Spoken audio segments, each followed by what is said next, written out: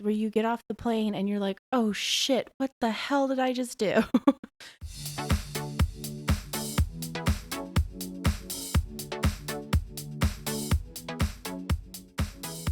Welcome to this week's episode of 10 Hours from Home.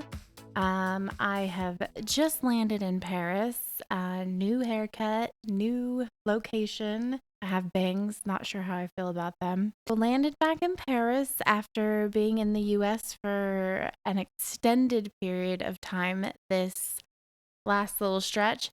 And it was really nice to have that time, but it was also really nice to be back in the city. And I have visited a bunch of my friends and been biking all over Paris, which my body is not super happy about because for the last 2-ish months, I've been sitting on my ass doing literally nothing, just out of pure exhaustion. And so then jumping on a Vilib and biking for, I don't know, 26 kilometers every day, my body was like, what the fuck is this? Maybe we could ease back into this. Maybe walk around the block first before you start heavily exercising again. And I've also started back on my workout routine. So additional biking, additional workouts that weren't happening before, lots and lots and lots of exciting stuff that my poor little body's like, I'm gonna need a minute to adjust to all of this. And jet lag. The jet lag is real. So I'm coming to you this week with some serious flying hangover. I don't know what it is. I cannot get over this bout of jet lag to save my life. And the first day that I sort of tried, there was this crazy thunderstorm in Paris. Literally, I thought the whole freaking apartment was crashing down in on me, woke me up from a dead sleep. I had gone to bed at a normal hour, was super excited about it. And then all of a sudden at 4 a.m., I was awake. And then just crazy work stuff and all that good stuff. But I'm excited to be back. And tomorrow I'm actually starting house hunt.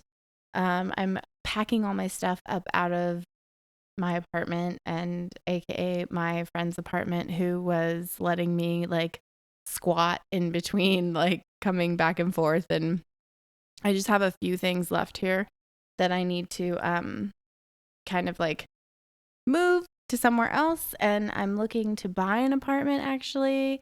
And that's very exciting. So that'll be a whole new process that it's one of the things I haven't done yet in Paris. So I'm looking forward to it.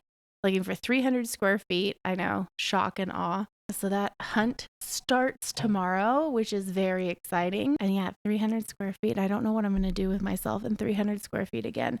In Morocco, I was in 1,000 square feet. And in the US, my mom's house is 1,600 square feet.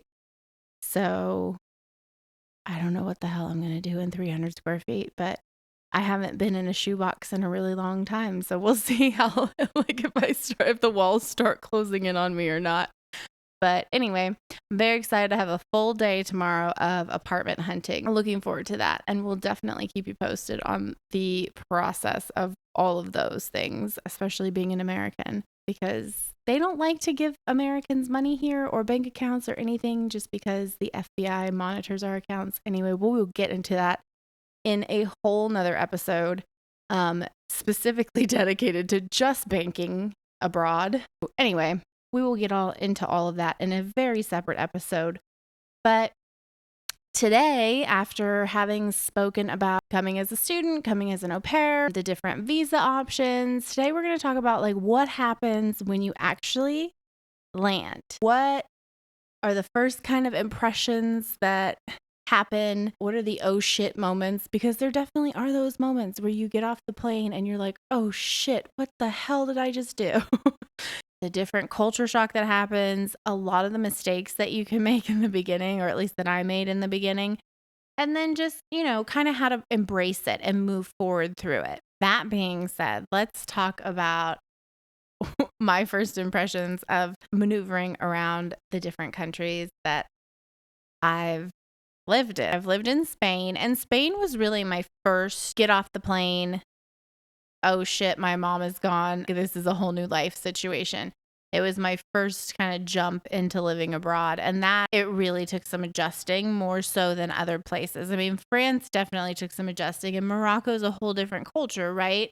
And you already have like these preconceived notions about the places that you're living just based on either being a tourist there or things that you've heard about certain cultures, etc. But I will say Spain was one of those places that I was super excited in the beginning. I didn't have a lot of concerns. I was naive about the whole thing. But I will say the first things that I did notice when I got off the plane or when I first arrived and was speaking actually to like my host family, the first thing that I noticed was like, oh shit, the Spanish is so different. Like, I know that they lisp, right? Instead of saying gracias, you say gracias. I learned Latin, South American Spanish, as most Americans do. I did not learn Castellano, which is the Spanish of Spain.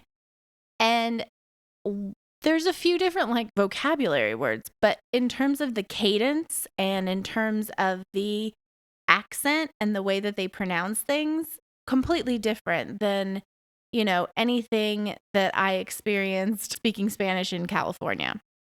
So, or Mexico or Costa Rica, wherever.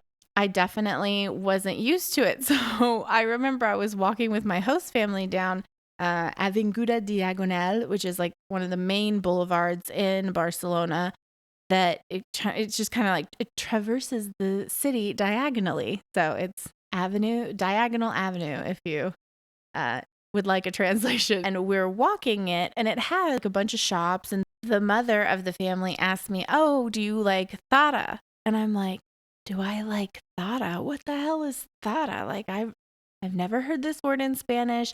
I don't know what she's saying to me. And I'm like, Thara, Thara, Thara. What are we talking about? What are we talking about? And then I realized that it's Zara. She's talking about Zara, like the clothing brand. And I was like, oh yeah, I like Zara. Like it's nice. And, I mean, it wasn't really at that point. God, that was 11 years ago. Zara wasn't really a thing that was happening in the US. It was happening like in New York. And I think there was one shop in San Francisco at the time, and that was it. It wasn't what it is today. Let's put it that way. So I'm like, Thada, what the hell is she talking about? So I was like, crap, I'm not going to be able to understand what these people are saying to me because it's so different. And then again, like I mentioned with Bettina last week, it's Catalan that they prefer to speak, not Castellano. So that was a whole nother hurdle. And in that respect, I think it was way more intimidating than I anticipated it being because I was like, oh, I got this. It's Spanish. It's fine.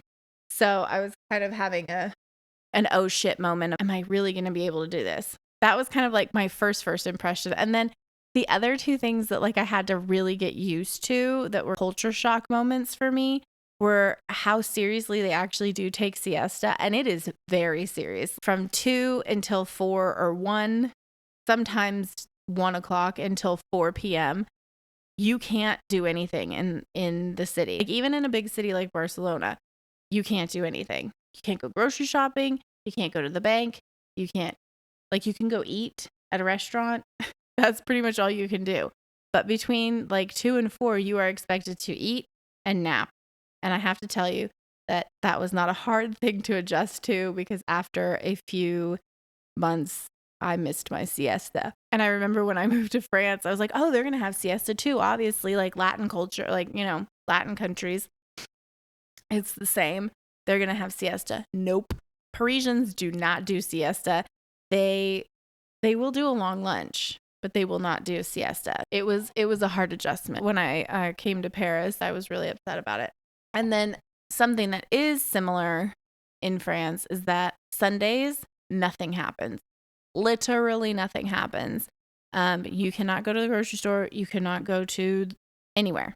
Nothing. None of the stores are open. You can't do shit on a Sunday. Here in France, it's a little bit better now than it was. Like stores will be open from 9 a.m. until 1 p.m. on Sundays now. But when I first moved here, nope. Catholic country, not doing it.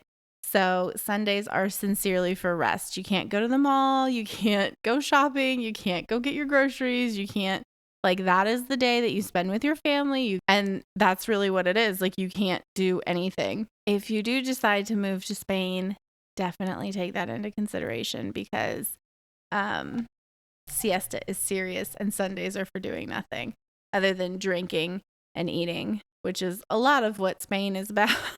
Is drinking and eating, or at least Barcelona. And, I mean, there could be worse things in life, right? I do remember, though, that the Catalans, I think one of the things that was really hard for me in the beginning was that the Catalans, if you do speak Spanish to them, it's kind of a hard hurdle to get over. It's like French people. If you don't say bonjour, you're dead to them. You will get awful service. It's a respect thing. And, as Bettina and I were talking about last week, as a stupid 22-year-old who just the world was revolving around me, I didn't think about that. So, when I would go to do banking, I went to the hospital one time and I couldn't get any help because I couldn't speak Catalan. There is this kind of division of Spanish speakers and Catalans. And if someone is Catalan, they're proud of it, which absolutely be proud of it. And if you approach them in Spanish, it's a little bit harder of a conversation to have than you generally would have if you approach them in Catalan, which again, I didn't know. I knew like two things. No te cheques a la taula, which is what the mom would yell at the kids all the time. Don't stand at the table. And deixe la tita, which meant don't touch your penis because they were 3 little boys. So it didn't get me very far in Catalan, just saying. And then in France, I told this story a little bit, but one of the first things that really was shocking to me was when I went to go get my visa. The fact that they don't have hospital gowns. That's really weird to me. It's still weird to me today. We'll kind of get into healthcare in France and kind of the misconceptions and like some of the things that are going on in a later episode, but it's really weird to me that there are no hospital gowns ever. You're just standing there naked in front of people. Like you go to get a pap smear and you're just butt naked on the table. I went to the chiropractor. He made me take my shirt off and my bra off and no hospital gown. And he's cracking my back. Awkward. It's fucking awkward. Get hospital gowns, Fran. I'm going to sit here and tell everyone not to like force your culture onto other people, but literally I've never been anywhere else in the world that doesn't have hospital gowns. And I feel like, if Morocco can give me a hospital gown, France can probably fucking pop for one. And then the other thing is, speaking French in the beginning, like if you didn't speak French 10 years ago, absolutely not. No one would help you. No one would do it. Even if they did speak English, they wouldn't acknowledge you. And saying bonjour. Bonjour is the key to happiness in France. Oh my God. If you go into a grocery store or a restaurant or anywhere and you don't say bonjour and you just go into I notice this all the time in the US now is that people don't say hello. They just go up to somebody in a store or whatever and they say, do you have da-da-da-da-da? Or where can I find da-da-da-da-da? And now I find it so rude. And I know that it's just, we're always in a hurry, whatever. But I just find it so rude because in France, if you do that, you will never find that thing. You will never get an answer and the whole store will fucking shun you. Now I always say hello. And I think people think it's really weird in the US. Hello, how are you? Can I find this? But in France, it's an absolute necessity. When you go into a restaurant, bonjour, can I have blah, blah, blah, blah. Bonjour, where to for dinner? Bonjour, where can I find the pasta in the grocery store? Bonjour, bonjour, bonjour. Always say bonjour. But this was a lesson I had to learn the hard way. And you come in and you think oh, these French people are such assholes. They never are polite. They're not helpful. The service is awful, which not for nothing, I will say in terms of customer service, the US is king because you tell a French person you want to see their manager and they're like, non, c'est pas possible. No, it's not possible. And then if you do get a manager, the manager will be like, what do you want me to do about this? And you're just seriously, I have an issue. What can you do to fix it? Oh, je peux rien faire. I can't do anything. Sorry. Désolé, je peux rien faire. Okay, cool. You're telling me you can't do anything about I don't know, returning my money for this default product that you sent me? Non, je peux rien faire. Okay, cool. Thanks so much. But in day-to-day life, saying bonjour is definitely the key to getting better service. And that applies whether you live here or you're a tourist.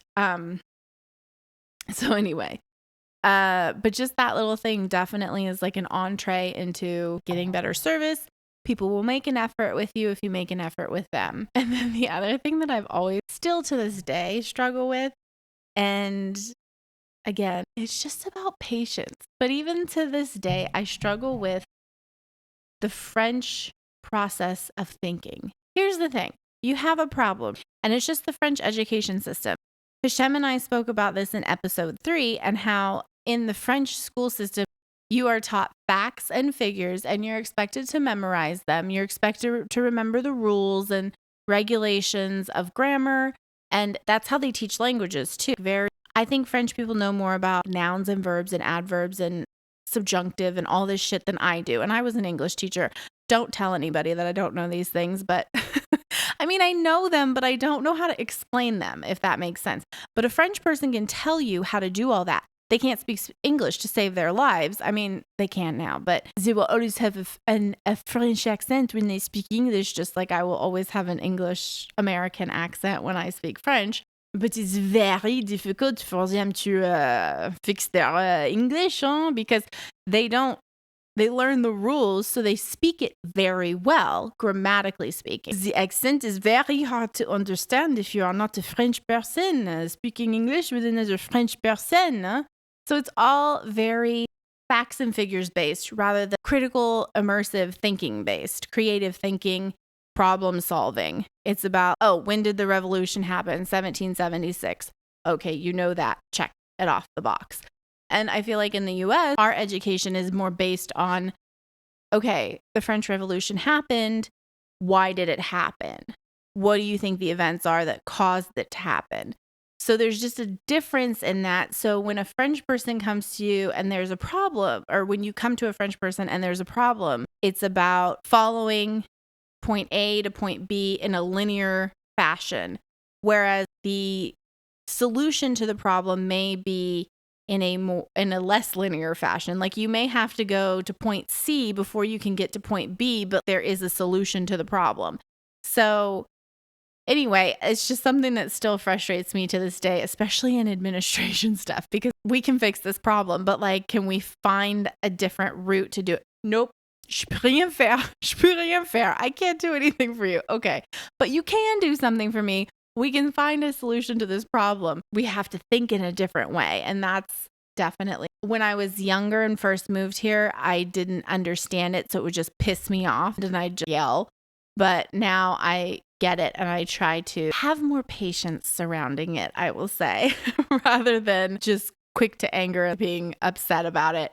And then also it just teaches you really to be prepared. Like if you go to the administration, here's a hot tip. If you go to French administration, if you choose France as your country of jumping to, then I highly recommend that you bring every freaking document that you've ever produced on the face of the earth to your visa appointment with you, because they will give you a list of things you need, but inevitably you'll need something that they didn't include on the list. And they'll tell you, oh no, but you need this document. And you're like, but it's not on the list. And they'll be like, oh, je peux rien faire. And then you have to wait another 2 months and come back and your visa will expire. And then you have to pay a fee for being over your visa. So anyway, just always be prepared. It'll make you crazy. And then on the flip side of that, there's Morocco. Morocco, my first impressions were, I just remember being in the airport and I was getting into the customs line, or the border control line, I should say. And I use the word line incredibly loosely because it's more like a mass of people. I have a friend who we will probably talk to because she's a dear friend of mine and we did Morocco together. But she described being in an Arab country as poetic chaos. And it's the perfect way to describe a place like Morocco because it's chaos, but it's beautiful and everyone knows what's going on. It very much fits my personality because I am kind of a mess, but I always know where everything is, right? Like I'm clean and I'm more organized now that I'm older and was raised by a Virgo, and apparently I'm turning into a Virgo myself. But yeah, it's just chaos. Like a line in Morocco is every man for himself, but every person knows exactly what order they arrived. but they just all kind of culminate in a big mass rather than creating a nice line. And it's something that's very invasive and it's very overwhelming, but it's really funny to watch because it's just madness. It just is really entertaining to watch. So if you ever are in Morocco and you are in a line or you observe a line, just note that because it's really funny. The other thing about Morocco that really threw me off, I would say, is I expected it to be a lot more strict than it is. You know, I had this idea of what a Muslim country is, and I had very little expectations of any of it. I had a friend who had gone to Morocco when I was living in Barcelona, the one who saved me from my awful family. She had gone to Morocco and she slept in the desert under the stars, and she came back and she's like, oh my God, you have to go to Morocco. And ever since then, I wanted to go to Morocco. I was like, I want to go to Morocco. I want to go to Morocco. I want to go to Morocco. Sleep in the desert under the stars. I still haven't done it to this day, by the way. Lived there for 2.5 years. Still haven't slept in the desert under the stars. One day it's going to happen. Hopefully in a few weeks when I get there. We'll see. So I just remember her getting back and I was like, oh, I want to go to Morocco. And that was kind of the only point of reference outside of, news or just of Arab countries in general, not Morocco specifically. And I think that I did have a little bit of a preconceived notion of make sure you cover yourself. I knew I didn't have to cover my head, but I knew, like make sure you look like a nun and make sure, neck to ass to elbow to toes are covered.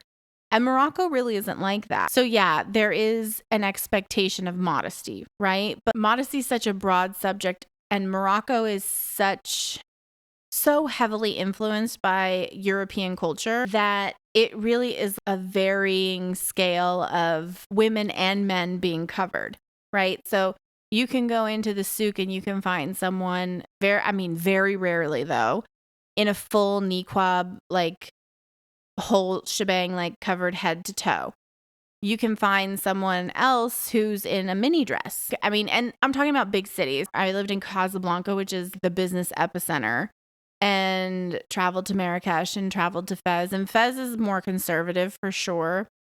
And traveled to some smaller cities and stuff like that. But overall, I will say that there is a very wide range of modesty, and a lot of it, while people will look at you probably sideways if you're walking down the street in a mini dress, and depending on your nationality too, it's very different. So for me as a Westerner, the expectation is that I wouldn't be dressed modestly. I'd be on the beach in a bikini, which a lot of Moroccan women are too. But like there is a different set of expectations for Westerners versus Moroccans. And there is, for everybody, a very wide range of what modesty means. So it wasn't as strict as I thought it was going to be in terms of that. And the other part of it, I think, that kind of threw me off and that I had to really adjust to was letting like men be, quote, quote, men, right? Like there's certain things that men do in that culture that women just don't. I remember being at a gas station with a friend of mine, and I was just trying to be helpful. And he knew that. Thankfully, we had a good enough relationship that he knew that I was just trying to be helpful. I wasn't trying to step on his toes, but we were filling up, and the guys like at the gas station will wash your windshield. This is the other thing about Morocco, is that you don't have to pump your own gas in Morocco. And I just remember getting back to the US and I was sitting at the gas station and I was like waiting for someone to come pump my gas, and then realized, oh yeah, I have to pump my own gas. So, but yeah, in Morocco, you just sit in the car and they pump it for you. It's so nice. I will tell you, every luxury that you could possibly have in Morocco as someone who is making at least 1,200 euros a month, $1,300 a month or more, like you can live like a king. You can have a maid, you can have a nanny, you can have a nice apartment, you can have, it just, trust me, it made me lazier than I think that I ever was. Like not having to pump my own gas, being able to pay someone to clean my apartment. It was small luxuries that I wasn't able to afford before. And they were really nice to have. But anyway, so when the guy pumps your gas, he offers to clean your windshield. And generally, like, you give him a couple dirhams. And I was trying to be helpful because my friend was like messing with his wallet and all this stuff. And so I reached over him and handed money to the gas station attendant. And after that, he just said to me, hey, next time, just, hand me the money discreetly. He was very like, I'm not trying to be a dick. This is just kind of like what we do. And that's fine. But you have to learn those things to kind of just give up a little control. And it's kind of nice, to be honest. It was kind of nice to give up a little bit of control. And then I think I gave up a little bit. I didn't give up too much control, but it just kind of made me lazy, to be honest. I was like, oh no, you can drive. It's fine. I don't want to drive. Oh, you can clean my house. It's fine. I don't want to clean my house. You know what I mean? So these small little things, they shift your mindset and they let you do a 180 of what you're used to. Like in the US, I'm used to driving all the time and being on top of things. I've lived on my own since I was 18. You get used to a certain amount of independence. You get a certain amount of self-reliance. And so just being able to sit down and be like, oh, here, you handle this. It's a weird thing, but it's definitely something that you have to get used to. And then when you get used to it, sometimes it's nice to have other people do things for you. That being said, there are some things that are really important when you're moving abroad, especially when you're moving abroad, but even when you're traveling, that you just really should pay attention to. One thing that you need to remember above all the other things is that it's never going to look like where you came from. Let's say you're an American living in New York and you move to England.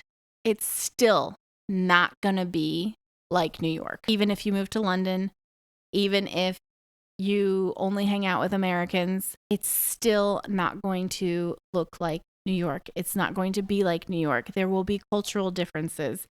And you just have to understand and embrace that. I mean, there are points where you're going to be out there and you're going to be like, oh God, I just want to speak my language. I just want to eat a freaking hamburger from McDonald's, which you can in most countries. My rule of thumb is, though, and you can adopt this or not because it's worth what you paid for it. My rule of thumb for myself is I can only have American fast food if I can order it in the language of the country that I'm in. So if I can't figure out how to order it in the language of the country that I'm in, I'm not having it. So I need to give myself enough time of experiencing that culture and that language, those customs, to be able to indulge in some Americanness, if that makes sense. It's really important that you just understand that no matter where you go, no matter how close it is to what your origin story is, it's never going to be like where you grew up or where you came from. And that's the exciting thing about it. That's the whole point of this experiment that we're doing, right? Of living abroad, is that you are here to embrace it. Another thing about that is trying not to get upset when people do things differently than you. I've noticed specifically in Morocco, a lot of French people get really frustrated with Moroccans and the way that they do business and the way that they interact with. I'll give you an example from when I was doing Fashion Week in New York. I went to Marrakesh, went to the tailor, this little artisan guy who worked out of this tiny little shop, sweet as pie, amazing products. The quality of his work, it was unmatched. I was working made in France before that, and he just did a phenomenal job. So I go to him, I say, hi, I need X, Y, and Z, and I need it by this date. And the response is, okay, sure, inshallah. And inshallah is like God willing. And everything in Morocco is God willing. You get into a taxi. They say, where do you want to go? You say, oh, I'd like to go down to the beach. Inshallah. Like everything. And it's just because that's the culture. It's just because that's the way of operating. Everything has to do with God. 5 times a day, you sit and you are quiet with God, even for 30 seconds. And even if you aren't Muslim, it's like hearing church bells in Paris. You're in that moment for 5 times a day when the call to prayer goes off. So everything is kind of about, if God wills it, it will happen. Now, sometimes that's an excuse. Sometimes it's like, oh, inshallah, it'll happen. And for sure it's not going to happen. And so I notice a lot of the French people, even the Americans, but what I've noticed more than anything is French people, just because that's who I had contact with in a business situation the most. They would get really frustrated and they would say that Moroccans don't know how to do business and they don't know how to act and they don't know how to do this. And the thing is, you can't get upset when you're in a country that's not your own and they do things differently. And I say that as somebody who has lived in France and has gotten upset because people do things differently here, and who's lived in Morocco and gotten upset because people do things differently there, and who's lived in Spain and has gotten upset because people do things differently there. But I will say that you can go home and get upset and be frustrated because those things happen. You're used to one way of things working. This is a whole new way of things working. Go home, cry it out, sit on the floor, get pissed off, whatever you need to do. But then also understand that that's just the way that things happen. Also, you can't do that while you're in the moment. Like, have the respect for what's going on and get pissed off. And definitely, if we're talking about business deadlines or whatever, push, and not in a rude way, but, push to get things done. Maybe give yourself some padding. That's what I learned was like, okay, if I need it done by July 2nd, I'm going to say that I need it done by June 2nd so that by July 2nd, I have everything that I need and I'm good to go. Understand that it's never going to look like where you grew up. It's never going to be the system that you're used to. And while you are welcome to get upset in your own time, have the respect for the culture that you're in to not get upset at the person because of your frustration, because you are the outsider in this situation. And again, I've said that, I say that being someone who has gotten upset and who has not acted my best for sure in certain situations. So, have grace with yourself, but just try to remember that everybody does things differently. And it's just a matter of figuring out how to work within the system and give yourself patience and give yourself grace and trying to figure that out. Like I said, that just comes to having a lot of respect. And you should look at this whole experiment of living abroad as a learning experience. You're here to experience something that's not your own. And that's really important. And you're here to respect the culture that you're in. And that's one of the really key things to successfully living abroad is having patience, understanding that things are going to be different. And then the base of all of that is having the respect for the culture, having the respect for the experience, having the respect for yourself and the grace for yourself of understanding that this is something completely different. And having those moments where you fall apart and you have, doubts about what you're doing, even though, it was a good idea. Just keep in mind that this is a learning experience. And honestly, it really takes a solid year to get your footing in any country that you're in. And then probably another 5 years to know what the full experience of living in that place is. Keep those things in mind as you kind of navigate through your new home. And then the other important thing is just don't hang out with a bunch of other expats because you really lose the experience of living abroad and being abroad when you are just hanging out with a bunch of other people that are like you. And when I say that because here in Paris, there are a lot of Americans that know each other, and there are a lot of Americans that only hang out with other Americans or other English speakers. And I think that that's such a disservice to you and French people too. I knew a lot of French people in Morocco, especially the students that would come for the university that I was teaching at. A lot of French master students would do like a semester abroad, and they would only hang out with each other. And I'm thinking to myself, what's the point of doing a semester abroad if you're only hanging out with other French people? If you're only hanging out with other Americans, what's the point of being in France? If you're never trying to speak the language, if you're never trying to understand the culture, if you're, if you're not in it, it's important to be in it and not just hang out with other expats. For sure, hang out with other expats or other people who are living abroad, because it's nice at times to have a touchstone of being able to speak your own language, being able to share those cultural funny things together. But the best experiences, in my opinion, my humble opinion, are, at least my best experiences have been when I sit down with my Moroccan family and have couscous on Fridays, or when I got to experience the big Eid for the first time, where they do the sheep slaughtering and the religious importance behind all of that, and to sit down with the family and eat all the food and exchange all the stories and finish Ramadan together. And like those things have been invaluable to me. My little French family here who's Polish and French, some of my favorite times are sitting around eating. Oh my God. I'm going to call her my sister because she's like my big sister. I just remember the first time she told me this lie. I still think it's a lie. I'm sure it's probably not, but apparently in Poland in the summer, they make pasta with strawberries and cream, and she made me sit down and eat it, and it's a total mind fuck. But I still will always cherish that moment, even though that food was so disgusting. It's the weirdest thing I've ever eaten. And I've eaten sheep testicles, okay? And that is probably top of my list. Weirdest thing I've ever eaten is strawberry and cream mixture over spaghetti, like pasta sauce, but not. It's strawberries and cream. So if you all want to try that, feel free, but it is foul. I mean, it's not foul, but it's weird and it's something I don't recommend, but it's a nice memory to have. Being married to a Frenchman who was originally from Guadeloupe, eating acras and having a traditional Christmas with oysters and all of those things. You miss out when you only hang out with Americans and or whoever your people are. If you're French, if you're only hanging out with French or whatever the case may be. And yes, it's important to have those people as a touchstone for speaking your language and having those shared memories and shared experiences for sure, because it will help keep you sane.